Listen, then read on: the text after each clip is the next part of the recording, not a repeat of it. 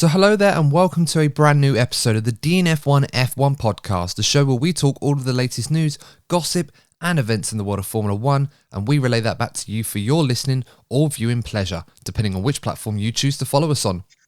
And guys, we are at the final stretch of the season, the final furlong, if you like, with only 2 Grand Prix to go. No more delays, no race weekend breaks, if you like. We're going to go straight to the final couple of races of the season with no more interruptions, and hopefully we will have our world champion crowned at the Abu Dhabi Grand Prix in 2 weeks' time. But of course, it leads us to the small matter of the penultimate race of the season here at Saudi Arabia in Jeddah. For the first time in Formula One's history, we're going to be having a race in Saudi Arabia. And first of all, of course, we should be talking about all of the big stories happening up into the Saudi Arabian Grand Prix. And of course, we will get into that momentarily. But first, of course, I want to introduce my co-host joining me for this episode. And it's, as always, the Mr. Courtney Pine. Courtney, first of all, how are you doing? How are you feeling? Hello, everyone. Yeah, doing well. Just very excited, obviously, with a couple of races coming up. It's been a long old season. We're finally going to find out who our world champion's going to be. Absolutely. And of course, we shouldn't ignore the fact that we could end up crowning a world champion at this weekend's Grand Prix. We sincerely hope that we don't, because we want it to go to the very end. But of course, there is a possibility that Max Verstappen could, in fact, win the World Championship this weekend. But of course, we will get into the permutations when we do our preview a little bit later on. But first, of course, we should talk briefly about the very sad news that hit the F1 world this weekend. And that was the sad passing of Sir Frank Williams. Of course, Sir Frank Williams, very much the figurehead, the pioneer, the founder of the Williams F1 team, of course, had to relinquish that role of the team as team principal a couple of years ago, of course, or last year, I should say, with just Doralton Capital, I should say. And, you know, for those that knew Sir Frank, his name was considered royalty in the F1 world. The man enriched the lives of so many people, whether they met him or not. You know, as F1 fans, the influence and importance and what Sir Frank offered and what he provided to the sport. I mean, you can use the term a born racer with so many people, but I think Sir Frank epitomised what was pure about motorsport, what was pure about racing in all of its form. And Sir Frank was a character and a figurehead that was known throughout the entire motorsport world, even beyond that of F1's realms. And I don't think you will find a man or a woman that was more fitting and more loved around the paddock than Sir Frank. So it's such a huge loss to, of course, the family, who our condolences and deepest thoughts go out to at this time. And of course, everyone in the F1 world that knew him and everyone that knew of him. Courtney, if you can describe, obviously, during this difficult time for a lot of people involved in F1 and outside of the sport, of course, that knew of Sir Frank, what are your thoughts at this sudden and yet, of course, very, very sad announcement? Yeah, obviously, it's sad news. He's one of the great figureheads throughout F1 history. And I think this is more of a reason for F1 to keep the Williams name within the sport. You know, we've seen it with Ferrari, we've seen it with McLaren. And I really hope that the Williams name stays in Formula One, because he's a big part of the history, you know, particularly if you have looked back to the 80s and the 90s in particular. We know when those winning world championships, and you had names like, Mansell, Hill, PK, Prost for a season, even Senna for a short time. Unfortunately, that didn't end too well. But it's shrouded in history, and he needs to be... the Williams name needs to be staying in Formula One the way that we've seen with Ferrari and McLaren. Yeah, and if anything, it carries, at the very, very least, as much weight and significance to motorsport as those two names. And it's quite interesting. I remember an interview that Sir Frank had back in the late 70s. I think it was back in 1977 when the Williams team was born, if you like. And, you know, he was talking to the reporters at the time about the significance of a name like Ferrari in Formula One, the pedigree that it had in the country of Italy, how much it meant to them. And of course, Britain at the time, the biggest manufacturer in Formula One was BRM, but of course that fizzled out. And he wanted to add that impotence to British racing that it didn't really have compared to the Italian team and many other manufacturers that were in the sport at the time. And at the very, very least, He certainly achieved that and more, to the point where it is one of the most recognisable brands in motorsport, not just in Formula One as well. And yeah, as I said, our hearts and deepest sympathies go out to his family and friends and everybody that has been affected by this tragic news. But of course, as Sir Frank would have wanted, he would have wanted us to continue with the sport. And as difficult as the loss as it will be, I'm sure the season finale will be fitting a tribute to a man that gave so much to motorsport and in a way pioneered a lot of the great things about the sport that we often take for granted. And of course, at a time like this, we can acknowledge and appreciate him all the more. Yeah, Adam, sorry, just want to mention one thing. You look at some of the big names that are in Formula One now, you know, their time with Frank Williams and the Williams team played a big part. I think the two most notable names right now are Toto Wolff and I've got his name, the guy at Red Bull, Adrian Newey. You know, they both spent time at Williams. You know, like Adrian Newey, I think, was a part of their dominant 93, the making a dominant 93 car. So, you know, Frank Williams and Williams' team played a role in the great names that we have in Formula One today.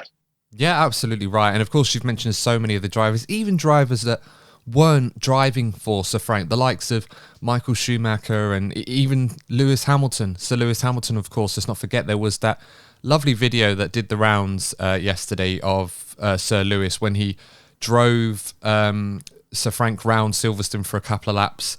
I remember Claire saying in the car to her dad, saying, you've got 2 laps to convince Lewis to join Williams from Mercedes. I'm pretty sure if the opportunity ever arose that Lewis would have definitely considered driving for Sir Frank. But it was a lovely video to see two of the greats of F1 for totally different reasons, of course. But the racer in Frank certainly would have loved and relished the idea of someone of Sir Lewis Hamilton's caliber driving for his team. But as we said already, so many greats of the past, like Alain Prost, Nigel Mansell, Ayrton Senna, so many world champions, and many, many more that we haven't mentioned, of course, being a part of that incredible family and that incredible name that, of course, will stand the test of time in F1 and be with us for many, many years to come. But of course, Courtney, look, let's move on, you know, as tough as it may be for F1 right now, let's move on to the big story of the Saudi Arabian Grand Prix this weekend at Jeddah, a circuit which we weren't sure if it's going to happen or whether it's not. It does seem, from what we've been told or what the latest news is, that it does seem to be going ahead, even if it's not quite 100%. At the bare minimum, they're going to have enough done to at least get a show on, or at least get the race to go ahead, which of course will be music to the ears of the Lewis Hamilton fan base, those of which of course aren't aware the current gap between Max Verstappen, the championship leader, and the 7-time world champion Sir Lewis Hamilton is now at 8 points. And of course, as a result of that, this is the first race in Max Verstappen's career that he could potentially walk away from it as the Formula One world champion. And I think it's no better place to start than talking about that situation, Courtney. Now, we've often said about Max Verstappen, particularly this season, that the boy just doesn't, or the man just doesn't feel any pressure. And I say boy because he's still incredibly young, just as old as Lewis was when he won his first title, albeit a few months older.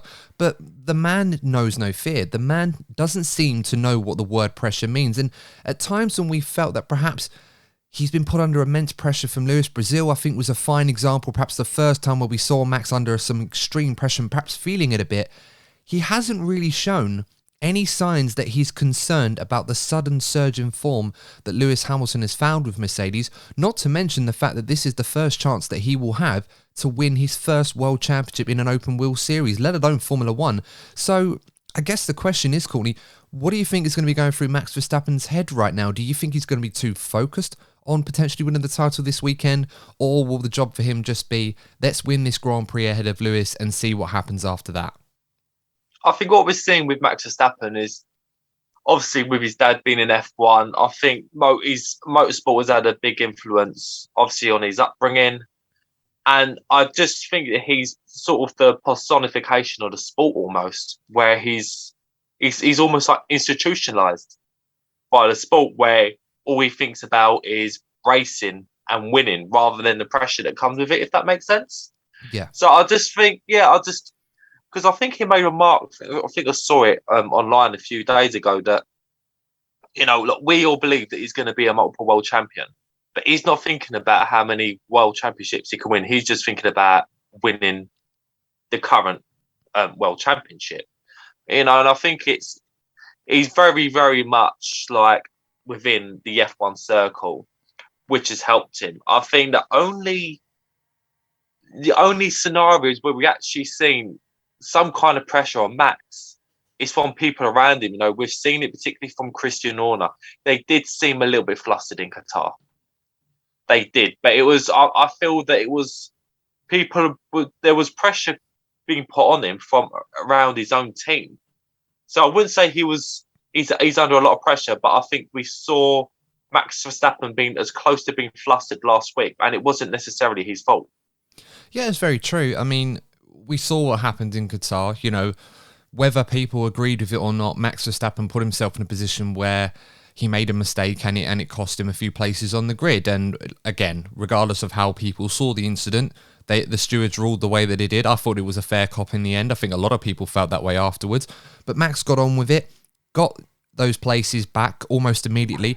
Probably knew that his best chance to sort of mitigate the damage caused by Lewis Hamilton was to try and nick the fastest lap, which of course he did, and did a remarkable job on that second stint, where not only did he seem to match Lewis Hamilton in terms of the outright pace available, but he pushed those tyres quite early into the stint to a point where he forced Lewis into a position to match him to try and hold on to that, and in the end he came out on top. So a small victory. Of course, the bigger picture, Lewis did win the race, but it's those kind of things that, in a championship as tight as this could make the difference. And it's the sort of thing that you see Lewis Hamilton doing so often during his career. And it does leave that shred of doubt, perhaps even in Lewis's mind, that Max Verstappen, if Max is not going to win this world championship, it's not going to happen as a result of Max making a mistake because of the pressure. It's going to be one of those where Lewis and Mercedes are going to have to take it from him. And right now, you could argue that that's what they're potentially going to be doing. But of course, as we said already, we're kind of expecting fireworks in these last two races, but I'll be honest with you guys, I just think that given what we expect and given what we've predicted so far, I don't think you can rule anything out. And we've got two drivers that are so good right now, arguably as good as anything we've seen in the sport at any given time. It's going to be incredible to see how this season is going to pan out. I certainly can't predict at this point. I know some people have changed their minds on this. I'm thinking Lewis has a real good shot here, but I say that, and yet on this weekend, the race goes, Max Verstappen could put together an absolute clinic against the odds. So, Courtney, I know you want to weigh in on this as well, but when you do, give us your thoughts on how you're seeing this weekend going. Do you still feel confident that Lewis is not potentially the favourite for the title, but at least the favourite this weekend? And, how is he going to find it against Max Verstappen this weekend? Is it going to be as dominant as it was in Qatar and Brazil to a degree? Or do you think he's going to have a real issue to handle with Max Verstappen in a resurgent move perhaps this weekend? So I think the situation is pretty clear. Given the level that Red Bull and Max in particular have been performing this season, I do believe that Lewis has to win both of the races. I think he needs to win both races. On paper, I think Mercedes and Lewis have the pace to do it. But on paper, that's all it is, really. There's a lot that can happen in Formula One. We know this, particularly at a street circuit. There could be, there will be crashes. There will be incidents that will cause safety cars, and in moments that completely turn a race around. Lewis, for its sake, let's say that Mercedes have the dominant package and Lewis is tearing ahead. There could be a safety car that completely opens up the strategy, and then Max, wins through strategy, and Max is effectively world champion from that point. So, yeah, I'm in two minds. I think if both races go smoothly, let's say, so if it's just a generic, smooth race, I think Lewis can win both races and become world champion. But I think given the season that we've had, and again, the level that Max in particular is performing at, this is far from over. You mentioned the Mercedes car briefly, and of course that has been a huge talking point over the last few Grand Prix, whether or not what the spec they're running with, particularly with the rear wing, is legal or not. there's been a lot of rhetoric from Christian Horner on this. There's been a lot of confused response, if you like, from Toto Wolff on along the lines that he's not quite sure what Christian is talking about, or what the media, what journalists are pointing to. He's even gone as far as saying, well, look, can you tell us what it is that we're doing that's wrong? Because we have no idea.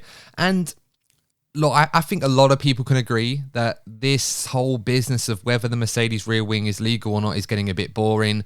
We've had the FIA now do a new test that they introduced at Qatar, where they put, I think, 35 kilogram objects on certain parts of the rear wing to check if it was movable or not. And that's kind of to simulate the load and stresses that it would be under at high speed. That seemed to pass those tests. Of course, Christian Horner's response was that, well, they were using a different spec rear wing for that event, and that he knows that's to be the case because Mercedes were significantly down in areas where they obviously weren't in Brazil. So he's kind of saying that basically Mercedes knew the tests were going to come up, as they usually would be informed in advance. You don't just surprise it on them. Well, in most cases, they don't normally surprise it on them. But it's one of those where they say, well, look, we're going to be testing this. Obviously, Mercedes have brought an older spec rear wing, which they knew was going to pass the test, and they might try and return with the new one, like they used in Brazil. Look, I don't know, guys. I don't know about you. All of that I just said right now just sounds really boring. It's tedious. I just want a definitive answer, yes or no. I don't think we're ever going to get one at this rate, but look, we're going to go to a race now at Saudi Arabia where the track is brand new. It's arguably the fastest street circuit that the locals are describing it, or the circuit promoters are describing this as the fastest street circuit. I think the average speed over the lap is going to be 252.8 kilometers an hour, something like that, which on record will make it the second fastest circuit this season after Monza, of course. Now, that's not to say that we're going to get a similar race to what we saw in Monza, Courtney, but there are certain characteristics of this circuit that certainly would likely favour one car more than the other, most notably the Mercedes. And given what we saw in Brazil, there's a good chance that we could see something similar in terms of performance. But the truth is, we probably really don't know. I mean, and I say this with the utmost respect for both teams, because we went to Qatar, and I think a lot of us, myself included, thought we were going to see Red Bull really put on a good show and that Max Verstappen would be the favourite. In the end, it was the opposite. And the reason I said that is because I thought the track was going to be more of a rear limited circuit, which I thought would suit the Red Bull better.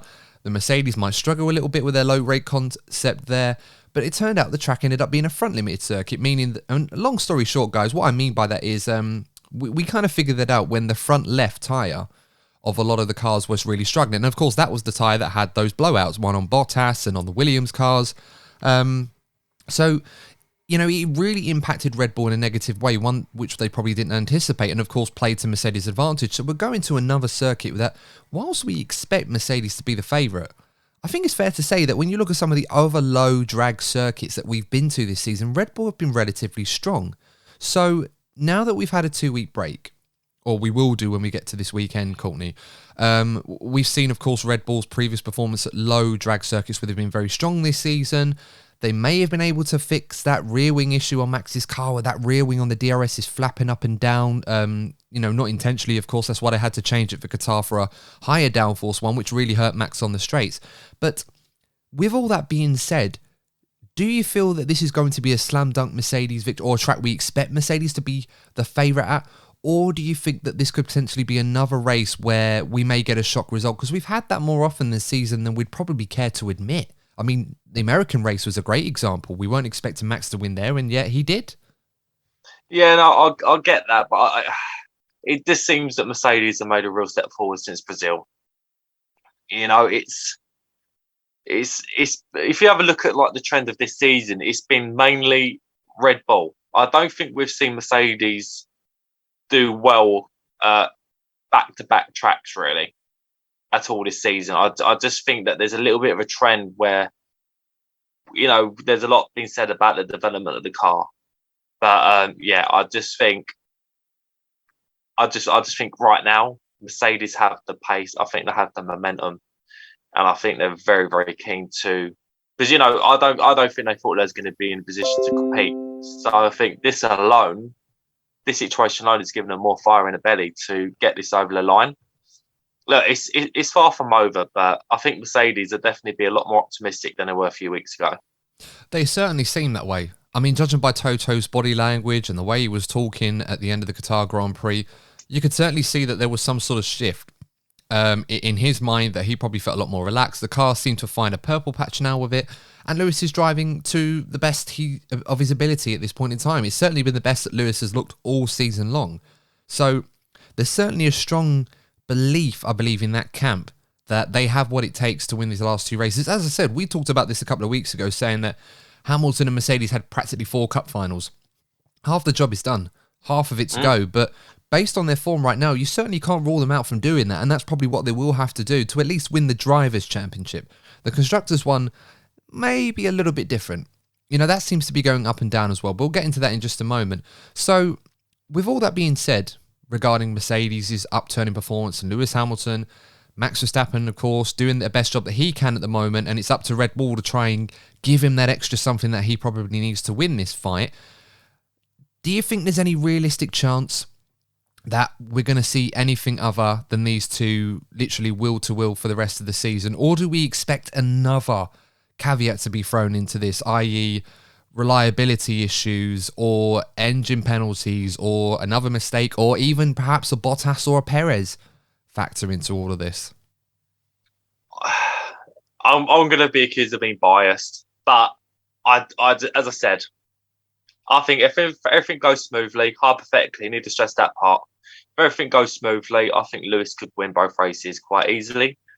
But look, the way the season's gone off, I think there's going to be a safety car incident. I think there could be a turn 1 incident between Lewis and Max for reliability. Yeah, it's a really weird situation. Like a few weeks ago, we thought Max had it covered. Now we're in a situation where, in one sense, it looks like Max has it covered, but in another way, it looks like Lewis does. So it's been a long old season, but we're in the end game now. And as I said at the very beginning of the episode, we're going to be getting our answer in the next week or so, and I can't wait. Yeah. No, I agree to some extent. I don't think personally that Bottas and Perez are going to come into this equation. No. I mean, we could get a situation where if Mercedes are as good as they think they are, that Bottas could end up getting ahead of Verstappen and maybe helping Lewis a little bit more. I'm sure Hamilton and Mercedes fans would love that. But even then, there's always that situation where these two are just so good right now that Bottas and Perez are an afterthought. Even after what Hamilton and Verstappen were doing in Qatar with the extra stop, Perez was still a long way back. Even though he didn't finish in third, he was still a long way back. And Bottas would have been as well. So, it does seem to be mano a mano between these two. I'm quite intrigued to see how Mercedes handle this circuit because, and I say this because in Brazil and Qatar, where of course there's been a lot of scrutiny thrown their way in terms of what Red Bull have been saying about them, over the legality of their rear wing and of course that extra straight line speed that they seem to be getting in the right areas. But all of the stats suggest that that's not necessarily the case.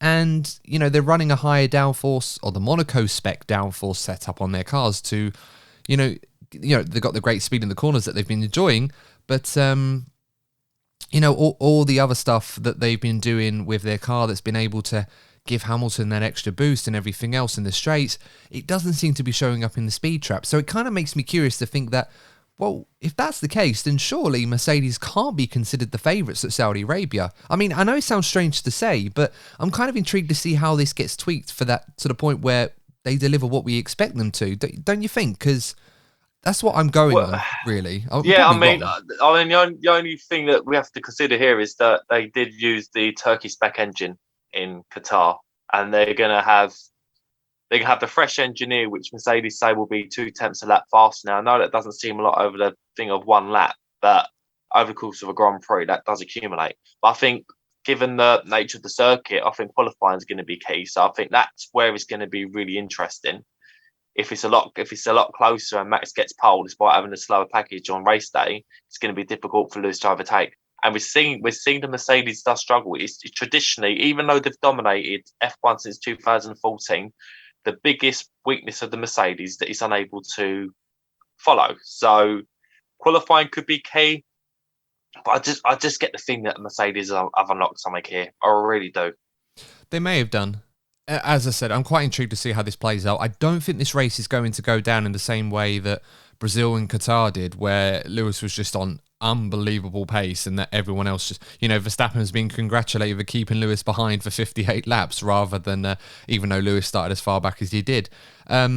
It's a tough one. I'm quite intrigued to see how this Red Bull does in the lower drag conditions compared to the Mercedes, because as I said, we've just gone from two tracks that obviously require a lot of grip and a lot of downforce for different reasons, and Mercedes, they found a trick or did something, or Lewis Hamilton did something incredible on both circuits, and Red Bull had their own problems with their own car. Like I said, the rear wing issue that they had meant that they couldn't run the rear wing that they wanted to in both of those races. They had to replace it, and it was the same issues they had in Mexico. So perhaps that now we've had that break, they've been able to go home, analyse the issue, maybe put a fix for that so they can run this lower drag rear wing, which they're going to need to at this circuit. I mean, it's literally probably going to be a Monza-style setup on the car to some sort of degree. So I'm intrigued to see how that all pans out and who ends up coming up on top. I don't think it's going to be as straightforward as some people might think. I really do think Red Bull and Verstappen in particular could pose a serious threat. But if you ask me to put my money on it, I'm going to go with Lewis and Mercedes this weekend. I think it's the sensible choice, but we've been wrong so many times before on this show, Courtney, and I'm sure the Lewis fan base will hate me for this because I have a terrible track record this season. I think that's just the nature of the year, Courtney, that we've predicted so many places from day one this season. We've predicted so many results, not just us, everyone in F1 has think, oh yeah, this one looks like a Red Bull track, this one's a Mercedes track. And credit to Red Bull, they've been more successful at Mercedes tracks than Mercedes have at Red Bull circuits, if you want to have a direct comparison, I'm certain of that. But even then, it just brings up so much ambiguity, and we just can't really figure out who's going to come out on top. But, all that said, I'm still going to stick with Lewis to win, with Max behind him, and probably Bottas in third, maybe, unless he has more bad luck like he did in Qatar.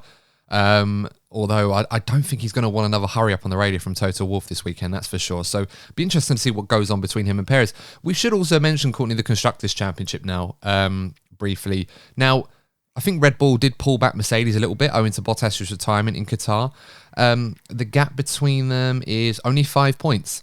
So in theory, Mercedes could win the Constructors' Championship this weekend as well. But of course, they would need a 39-point swing in their favour, because I think Red Bull have more victories than they do. So, that's going to be a very, very interesting one. Who do you think is going to win out of that one? Do you think Bottas is going to continue where he left off in the previous races before last week? Or do you think he may have a little bit of a difficult period at the worst possible time? Because Perez right now seems pretty consistent. Top 4 in the last 5 races, 3 podiums. So he's doing exactly what Red Bull need him to do. So how do you see that one going, Dan? I think if we have a look at Qatar, I think Bottas was a tad unlucky. I think if it wasn't for the tyre blowout, it could have been on for a podium finish. And it's just another example where I just feel that Mercedes have found something. And I just think that will give Bottas and Mercedes the edge in the Constructors' Championship.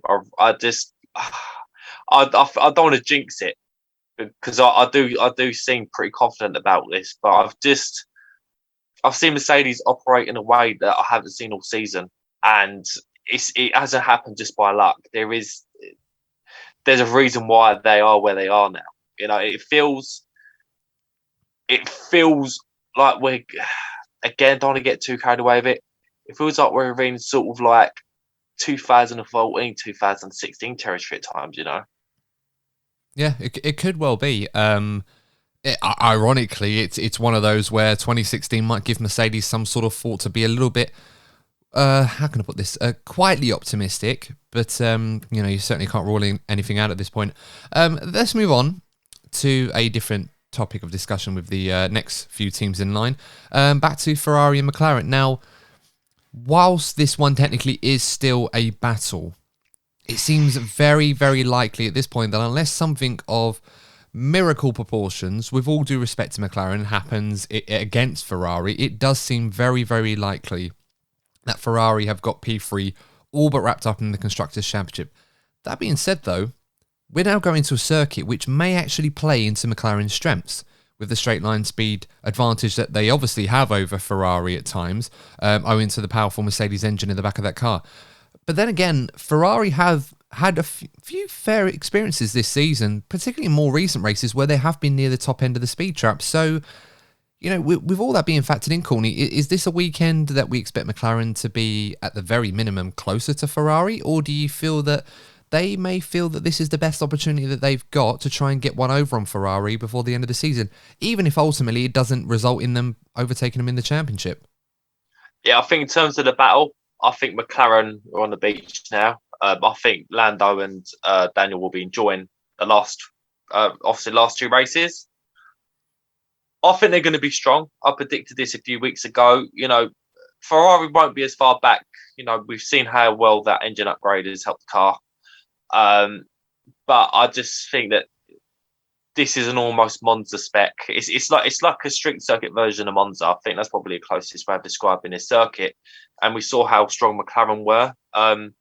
Daniel Ricciardo won that race. Some people would put that down to Max and Lewis hitting each other.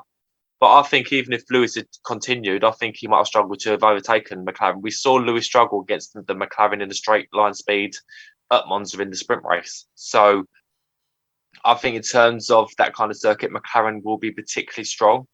And when we mention the bold predictions, usually, I think one of the McLaren lads is going to finish in the top 5 this weekend. Yeah, I think that's a pretty reasonable shout. Again, this could probably be the best result McLaren get for the rest of the season. This is a race I imagine they will target for a few different reasons. And, it might be one that complements them. I think they need to get, for their own confidence before the end of the season, whether they genuinely believe that there's still a chance for P3. I'm sure they'll push for it regardless until it's over. And Ferrari at this point, I think they just need a 5-point swing in their favour or 4.5-point swing in their favour. But, we're not going to get that many points. To seal it, on account that McLaren, of course, got that race win in Monza, which, of course, gives them the advantage over Ferrari in terms of countback. So, it's something on those lines, yeah. So, in their minds, it seems that for them, perhaps the best result for them will be to just try and beat Ferrari. And, of course, for Norris and for Ricciardo, for different reasons that are probably lacking a little bit of confidence and probably need a good result just to give them that boost they need. I mean, Lando drove really well in Qatar, and the strategy and the tyre issues, of course, apparently had a slow puncher that kind of cost him. So McLaren kind of need to put a few good performances together before the end of the season, just to give him something to look back on with a little bit of pride and something to sort of get their tails up for next season when, of course, the real opportunity sort of kicks in for them. And then you've got Ferrari, of course, who, since Turkey, as we've said, or since Russia, if you like, have kind of revelled in this rich vein of form where they seem to be putting everything together. They're not making many mistakes, or at least if there are issues on a Saturday, they can recover it on the Sunday. And this newfound engine performance has obviously helped them a lot, particularly on the battery side, but of course they've matched up with Red Bull, Mercedes in terms of the electrical output. As far as we're aware, that's still, at the minimum, it puts them on par with Alpine and the Renault engine in terms of performance. But I'm quite intrigued to see how they get on this weekend, Courtney, because whilst we've said a lot already that it seems that cars that tend to have better straight line speed will do well this weekend, Ferrari were pretty handy at Monza. Even though they didn't really have the straight line speed performance, they were sort of in and around the fight with the likes of McLaren, Mercedes and Red Bull. Of course, they were nowhere near winning it, but they were certainly in that sort of pack. So perhaps with this added boost in performance and a few more difficult turns thrown into this circuit, particularly higher speed turns, could we see a chance that perhaps Ferrari might be eyeing a potential podium as well as perhaps the top 5 that they normally shoot for? It's a possibility. I think with the driver pairing that they have, never rule them out. I just think getting close to the podium will be difficult given that, the top 2 teams are in a battle to win a championship. So the level they're going to be operating at a higher level even than usual. I think both teams are going to be operating at an optimum level. So I think in normal conditions, normal circumstances, I think the podium's going to be out of the equation for these teams. But a top 5 finish, certainly. Yeah. Who do you reckon is going to come out on top between these two? If, of course, it is these two in this battle. I've got a feeling it's going to be, I think Lando's due a good weekend. I think he's been very unlucky lately. So I reckon I think Lando's due a good weekend. Yeah, I'm expecting a strong weekend for McLaren. They have had that advantage in the straight line speed department, and I think that's going to serve them well this weekend. I certainly hope it does, for their sake. I don't think it's going to be enough for them to overturn Ferrari in the Constructors' Championship unless something miraculous happens in the last 2 races. So we'll just have to wait and see. Let's move on now to Alpine. Now, Alpine, of course, revelling on from that incredible weekend in Qatar, where Fernando Alonso rolled back the years to get that podium, and Esteban Ocon also finished in P5, which now has put them in a position where they're all but secure for 5th place in the Constructors' Championship ahead of AlphaTauri. What are you expecting from them this weekend, Courtney? They'll have a decent weekend. Again, they'll be confident. I just think the problem in that battle that we've seen between Alpine and AlphaTauri, you've got Fernando. We all know the level that Fernando Alonso can set. You know, we were given a good reminder of it in Qatar. We all know that Pierre Gasly has been one of the star drivers, not only this season but last season as well. But the problem is Alpine can rely on Esteban Ocon a lot more than AlphaTauri can rely on Tsunoda. So I think that it's his first season of Formula One. He's been under a lot of criticism, and I don't want to, add to that. Even obviously in the scheme of things, it doesn't really matter. I just think Tsunoda has been. It sounds harsh, but I think Tsunoda has been the critical element in this battle this year. Yeah, to a degree, he kind of has because, Ocon has had a few big performances this year, not necessarily just the win in Hungary. Of course, Alonso has been relatively consistent most of the year and, of course, did a great job last time out in Qatar to get that podium. And, of course, his performance in Hungary was certainly almost as notable as Ocon's to some degree, some cases more. And Gasly has been phenomenal this year. He's been one of the standout drivers this season. But unfortunately, he's just been very unfortunate. The strategy really cost him in the Qatar Grand Prix, despite an incredible qualifying position, which, of course, ultimately saw him start on the front row alongside Lewis Hamilton. So, to go from that all the way down to P11, I believe it was, outside the points, would have been really, really hurting for him and the team. And with Tsunoda, of course, again, let down by the strategy, but he's been, the mistakes that have been made earlier in the season have really cost his team. And it's a shame for AlphaTauri. Of course, it's certainly not over yet, but for them to acquire a 25-point swing over Alpine in the last 2 races is, almost impossible to achieve. But again, anything can happen. I expect AlphaTauri to be strong this weekend. I think this track will suit their car rather well, but it could potentially be too little too late for them to do anything about getting P5. Again, Aston Martin kind of in a beach holiday position, if you like. Otmar Zafner has been saying how the team haven't really had much resource allocated to this year's car. They knew very early on that it was going to be an uphill battle, probably one that wasn't worth climbing. And they seem to be focused primarily on 2022. Of course, they hired a new man over from Mercedes to help out in their team. So, all that being said, Courtney, Aston Martin definitely very much focused on next year, but over the last few races, they've not necessarily been too bad. Lance Stroll putting together one of his better performances this season. Sebastian Vettel recovered from a difficult start. So this could potentially be a race where Aston Martin might find themselves in the mix. The track characteristics certainly wouldn't necessarily go against them from doing well. So could they prove to be a factor this weekend? Again, don't rule it out. I think with someone like Sebastian Vettel in the team, if an opportunity arises, he'll be there to take it. But I just think they're on the beach. They're another team. I think the majority of the grid are now. I think the majority of the battles have now been decided. It's just the main one at the top. So it's almost. I look at the Formula One grid, and it's like everyone's on the beach and everyone's got their boxes of popcorn out, watching what's happening between Lewis and Max and Mercedes and Red Bull. I think that's where we're at now, to be honest. Yeah, that's a good point. Yeah, it's been a strange season for Aston Martin. There's certainly a lot of lessons to learn from, but hopefully all of this will make them stronger next season. I think F1 certainly needs them to be up there. We say that about a lot of teams, of course, but Aston Martin, the pedigree with the brand, even though it's not necessarily attributed to Formula One, so to speak, it's more well-known in other racing series. It's certainly one that's going to grow on a lot of people, and one that I think is certainly going to have a growing fan base over the time, and certainly an empire that looks like it's going to be building step by step. So certainly one to watch out for, almost like a sleeping giant.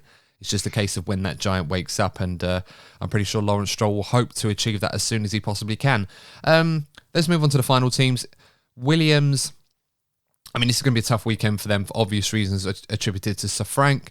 I suppose in their case, it's one of those weekends where they can kind of enjoy and celebrate Sir Frank's legacy and everything that he meant to the team and everything that he left behind and what he had built, him and his family, rather than worrying about performances. I suppose the only thing that we can look at in terms of their drivers right now is where their race pace is going. I mean, I know it was an area that they struggled with a lot this season, but there was a time where their race pace was actually not too bad and they were picking up some great results. Do you feel that perhaps in both drivers' minds, for different reasons, that they're perhaps thinking more about next season and just going through the motions at this point? I mean, I don't want to be too critical owing to their current situation, but it feels for me, particularly with George Russell, that it feels to me that he's almost in a bit like holiday mode and just going through the motions, knowing that what awaits him in a few months' time is going to be a brand spanking new Mercedes, which could potentially be gunning for the 2022 championship. Yeah, I think he's mentally, he's already sort of got one step in that Mercedes car. And it's also where the team are at. You know, you've already stated it. They've outperformed in terms of the points they picked up. I don't think they could have dreamed of getting the amount of points that they got at the beginning of the season. So in that sense, they've overachieved.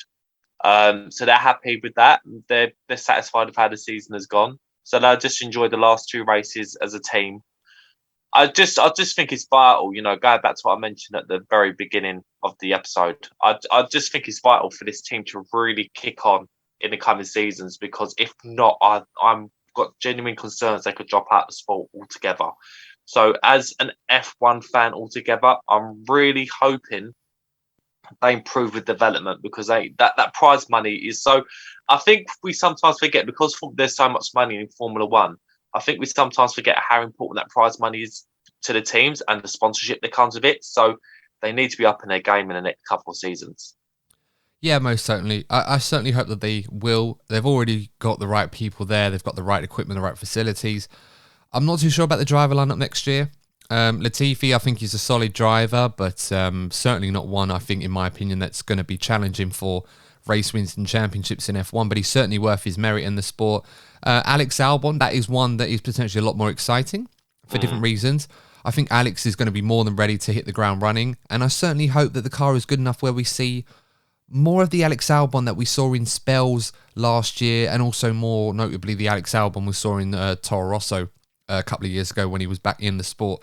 So certainly looking forward to see how he gets on, but yeah, let's hope for Williams' sake that they are actually right in the fight where they would want to be. There's not really much to say on Haas. You know, I'm sure there are Haas fans out there that listen to this probably hope that we'd have more to talk about. They've not really given us too much to talk about at most races. They've been on a beach all season. Well, in a way, they've done what they can, and they've all done a relatively good job. And, you know, we joke a lot about the situation that they're in right now, with all the greatest respect to them, because, of course, their focus and priorities on next year. This year has kind of been an extended test session for their drivers, by which we've learned a lot about both of them, for better or worse. So it's going to be more of the same for them this weekend. We'll just have to wait and see how that pans out for them. But Alfa Romeo is probably good to round off with them, Courtney. Of course, we now know what their driver lineup's going to be next season. Giovinazzi, of course, I think he secured a drive in Formula E for next year. So I do apologise. I'm not the biggest Formula E fan. I do watch a few races from now and then, so I don't really follow every news. But I had heard that he, and also Dan Ticktum, speaking of Williams as well, I think he secured a drive in Formula E for next season as well. So that sport seems to be growing in popularity and reputation owing to this new breed of young drivers coming into the sport. It's no longer a series where, you know, older racers that have left Formula One or other series have decided to have their last hurrah, if you like, in that sport. It's now certainly encouraging younger, more talented drivers, with all due respect to some of them in the past, that are certainly bringing that sport forward. So that's great news for them. But yeah, on the subject Alfa Romeo, they had a farewell party, I believe, for Kimi Räikkönen in the week. I did see snippets of that, and it was quite sad, but nice to reminisce in Kimi's incredible career, spanning almost 20 years in the sport, minus that sabbatical period he had for a few seasons. Of course, the World Championship in 2007, the near misses in 2003, in particular in 2005. And now we're coming to the final chapters of Kimi Räikkönen's illustrious F1 career. And what are you expecting from Kimi and Antonio this weekend, Courtney? Now, from me, I know we don't often sing their praises as a team, but Kimi's still fighting away in there. He's still having some fun and seems to be getting some good results. And then there's Antonio with practically no pressure on him now because his future is secured outside the sport. Are you expecting perhaps them two to put on a bit of a show for the Jeddah crowd this weekend? I think particularly Kimi Räikkönen, I think that's going to be the main story, isn't it, from Alfa Romeo, giving Kimi Räikkönen a good send-off as he deserves. So that's going to be, I'd say, the biggest story at the back of the grid. And, I think at Abu Dhabi, I definitely expect there to be a good spectacle for Kimi, 100%.